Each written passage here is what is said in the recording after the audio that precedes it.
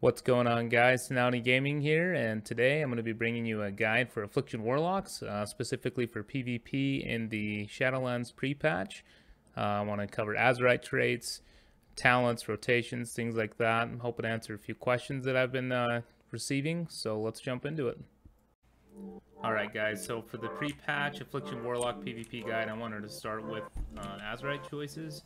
I know there's been a lot of controversy right now as far as what Azerites are actually working for Warlocks.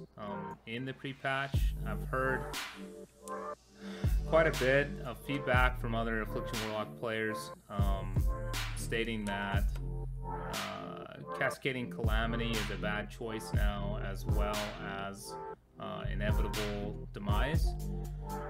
After doing some testing and things, which I'm going to show you here in this video, I'd have to disagree, at least in regards to PvP.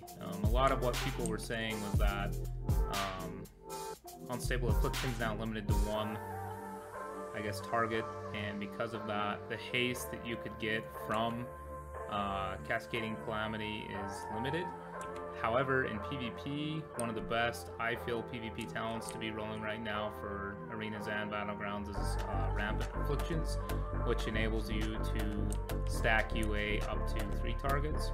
So I want to show you really quick while I have my Azerite spec'd into Cascading Calamity what that kind of looks like as far as the haste buff that you're going to be receiving. So we're going to go ahead and UA 3 dummies in here, and I'll show you really quick the haste buffed up there. I haven't been able to get it above 206 haste.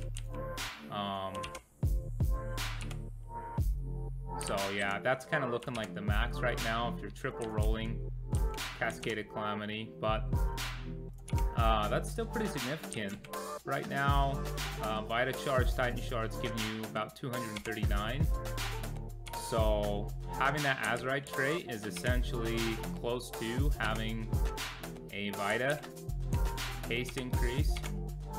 So I still feel like Cascading Calamity is going to be really good in pre-patch. So the other Azerite trait that I feel like has also been getting a lot of controversy is Inevitable Demise.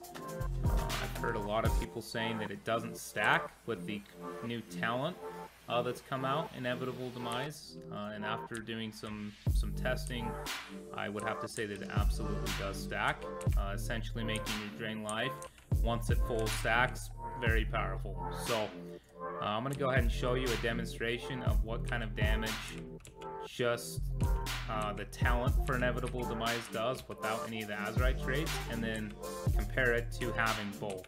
So we'll go ahead and start building up some stacks here.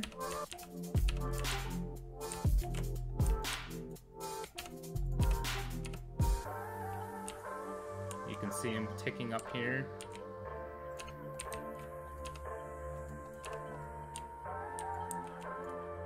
Okay, and we're gonna watch my actions here.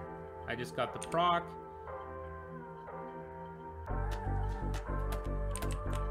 Okay.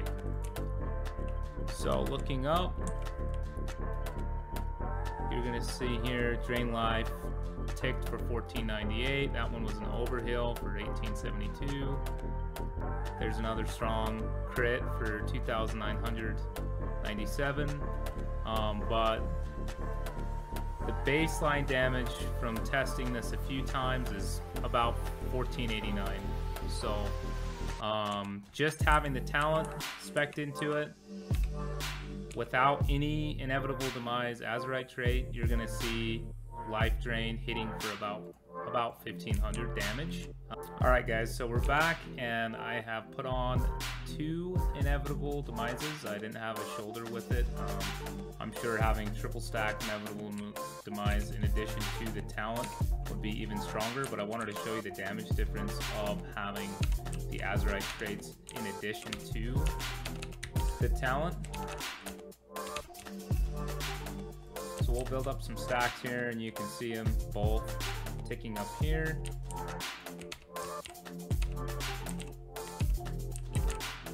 We'll get the proc at 50.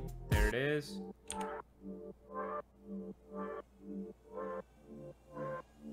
Oh wow, huge damage. Okay, so if you look up here, you'll see the difference in damage for Drain Life. 2200, 2200. This one here, 4486 for a crit on a Drain Life. So pretty significant. You're getting about an extra 600 to 700 damage every time Drain Life ticks, in having the Azerite as well as the talent. So again, as far as Azerite choices go, I feel like Inevitable Demise is a solid choice. Cascading Calamity as well for the extra haste. Those are the main two that I'm going to be trying to get on each of my Azerite pieces in pre-patch. They feel really good in Arena. The Drain Life damage is awesome when you can get it once it's going. And Inevitable Demise, as far as talents go, I feel is a solid talent right now in pre-patch. Nightfall, I haven't been too impressed with it, honestly, and I've seen a lot of people talking about Drain Life, which is better, or sorry, Drain Soul. Drain Soul is good, it's strong, but I feel like it's not as good as Inevitable Demise, mainly because right now in pre-patch, we don't have the Shadow Embrace effect yet on Drain Soul. That extra 9% damage is huge. So here is an example of Drain Soul. We're spamming Drain Soul. This dummy here is pretty much dead. So we're gonna go ahead and look at the damage from it. Drain Soul is hitting for about 556 damage. Like, really? Yeah, I feel like until we get the Shadow Embrace in Shadowland, the Drain Soul talent choice here just isn't as strong as Inevitable Demise. So moving on to the 25 talent row, I really feel like Absolute Corruption is your best choice here.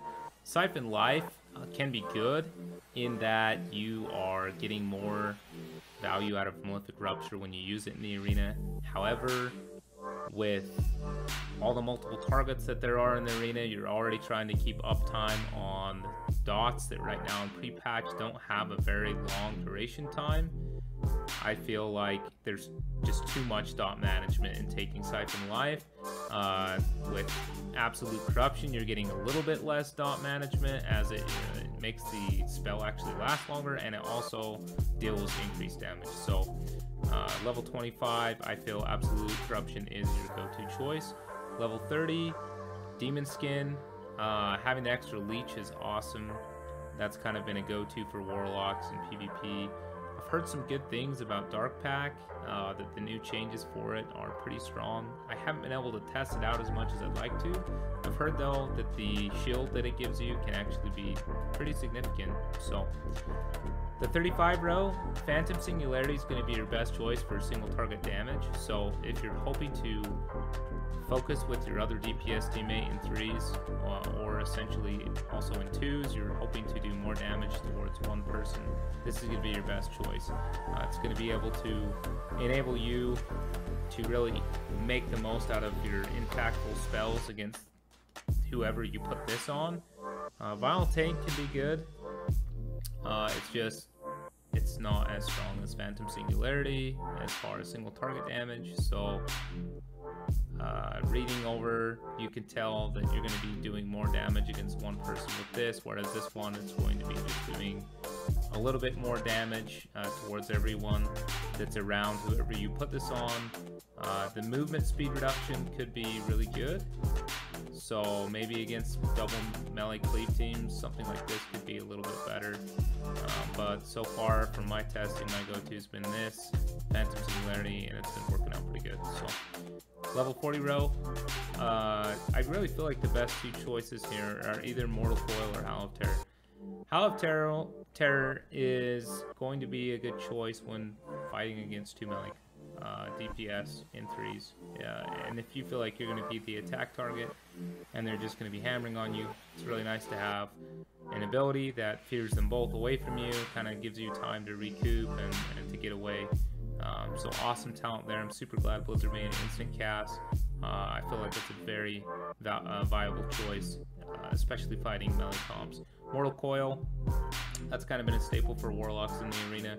20% heal and a 3-second fear has always been good. Obviously in Affliction you don't have Havoc, so you're not going to be double Mortal Coiling like you would as a Death Warlock, but still having a 20% heal and a 3-second instant cast fear is pretty good as well. So moving on to 45, Haunt is a good choice if you are not worried about your pet dying, essentially. So if you're fighting a comp that is up in your face or that's going to be chasing you primarily as a Warlock, then from my experience I've been playing with Succubus against double melee comps in 2s and using Haunt, and it's been working out pretty good.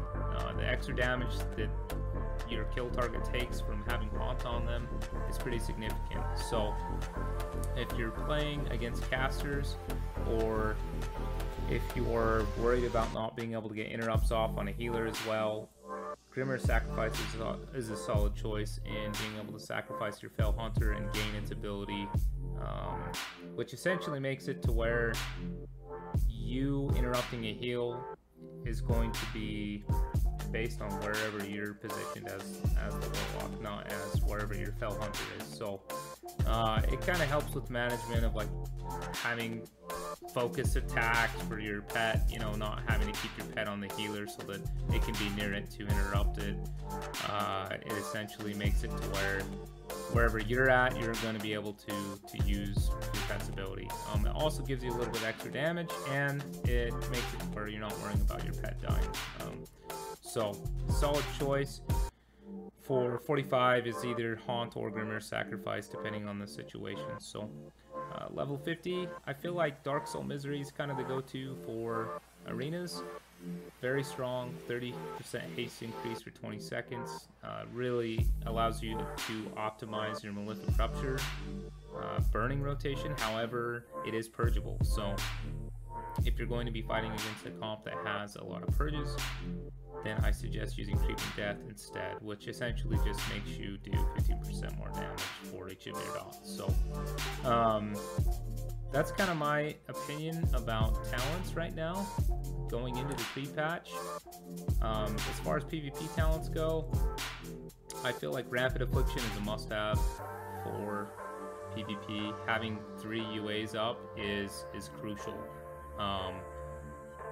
Essentially, Unstable Affliction is the dot that makes all of your other dots not dispellable.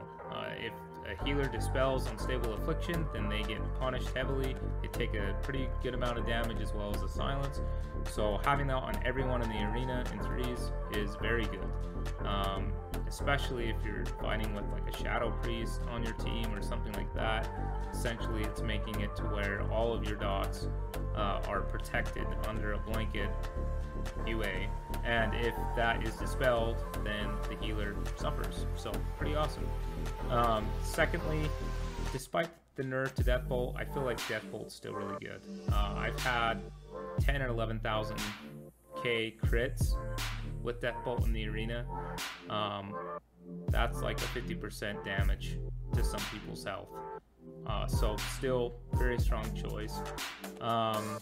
As far as your third talent, I feel like this is completely optional based on what you're fighting. Demon Armor, I feel like is a good go-to if you're fighting a strong melee comp, if you're fighting casters, and obviously Nether Ward. So that's kind of my opinion on what I feel are the best talents as far as PvP goes for Affliction Warlocks in the pre-patch.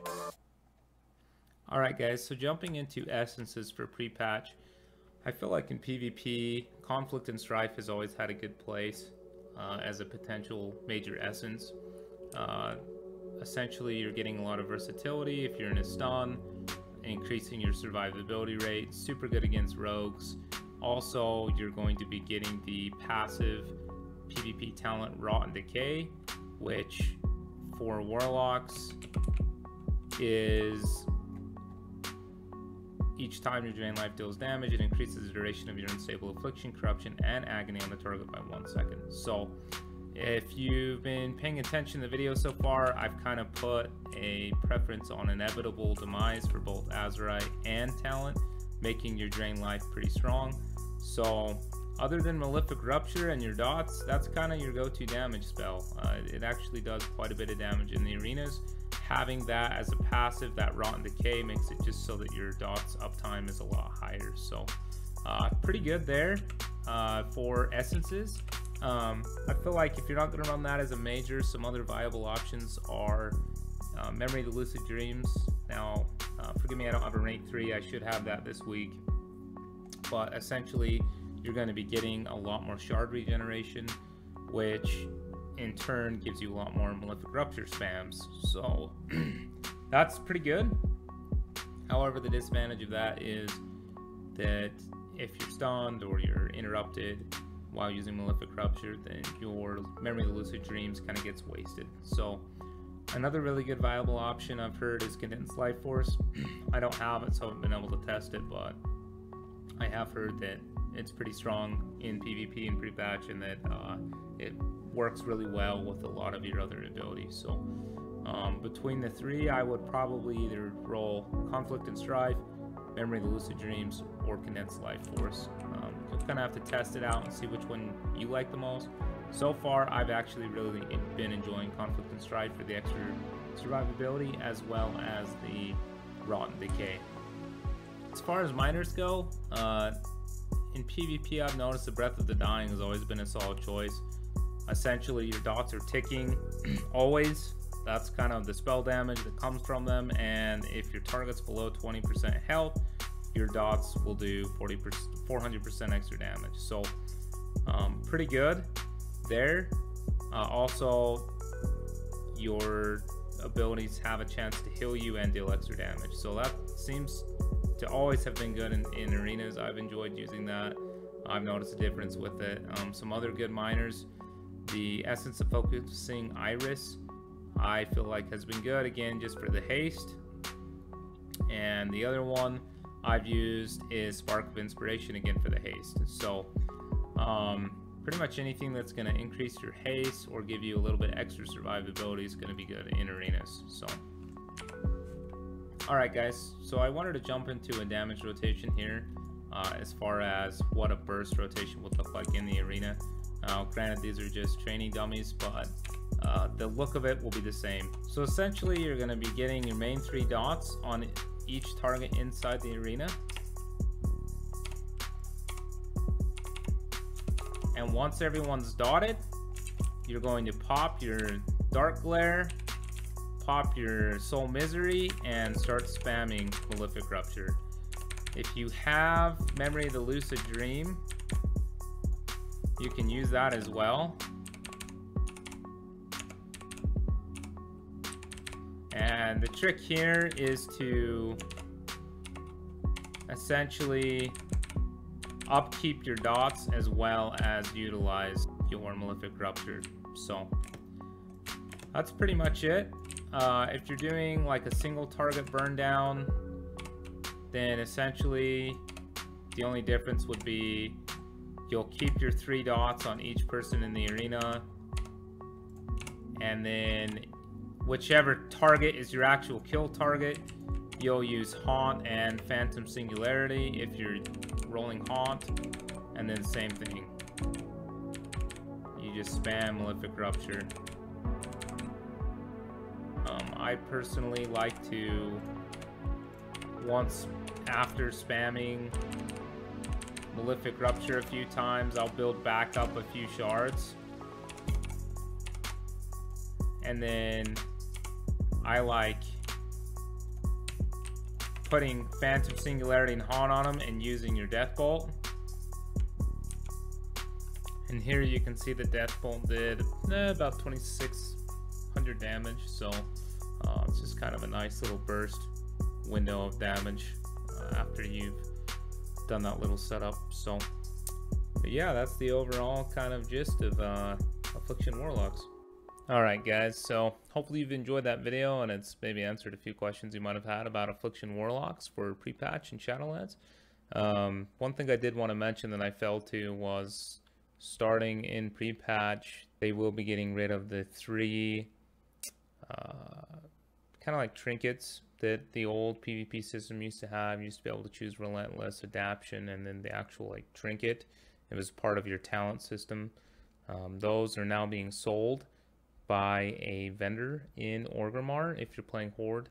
I don't know Alliance, I'll be honest, and I don't really know where you would find it, but I know for the Horde one, her name is Anika Malay, and she is essentially right behind where you would buy mounts or the old honor vendor building. Essentially, you go in and you go to the very straight back and she's in the middle, and you can spend honor to purchase a 175 trinket that will either have adaption, relentless, or the actual just total removal of movement and pairing effects. So I hope you've enjoyed the video. I'm really going to try to get up some arena footage of kind of the build I've been using, so that people can see just how much damage it is doing in the arena. So that's kind of my project here for the next week or two. But if you have any questions, comments, or you know, a different opinion, I'm interested to see what other Affliction Warlocks are running in pre-patch. So drop a comment. Thanks for watching, and we'll see you in the arena.